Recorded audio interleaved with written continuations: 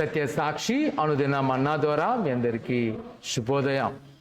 నేటొక ఉదయకాలము 8 గంటలకు palm Sunday rally ఉంటుంది. ప్రతి వారు మందరికి రాసుకొచ్చినాం. అలాగే 9 గంటల నుంచి 11 వరకు ఆరాధనలో ప్రతి వారు పాల్గొవలసిందిగా కోరుకుంటున్నాం.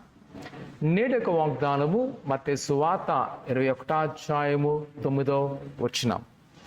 ప్రభు పేరిట వచ్చేవాడు స్తుతింపబడునుగాక.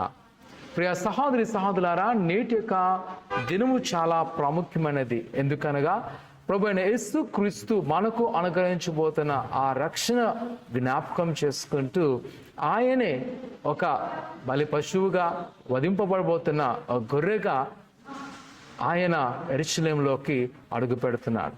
ఈ సందర్భంగా చూసినప్పుడు ఆయన గాడిద మీద వెళ్ళడం, యూదుల ఆలోచన ప్రకారము ఒక రాజు రావాలి అంటే గుర్రం మీద రావాలి. ఆ గుర్రం దేనికంట అధికారానికి సూచన.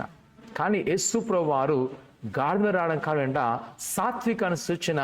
ఆయన వధించడానికి రావట్లేదు, కానీ ఆయనే వధింపబడ్డానికి వస్తున్నాడు.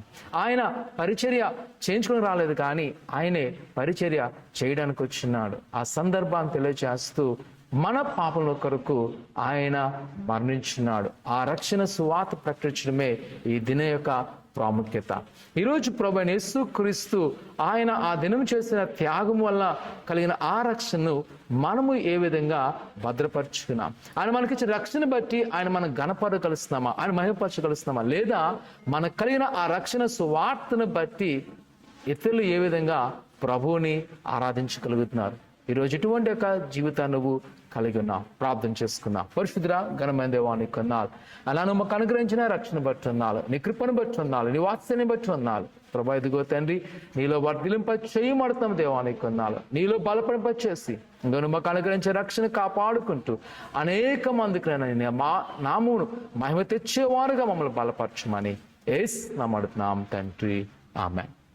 త్వరగా దేవుని మందిరంలోకి వచ్చి ప్రభుని ఆరాధించవలసిందిగా కోరుకున్నా. దేవుడు దీవించును గాక.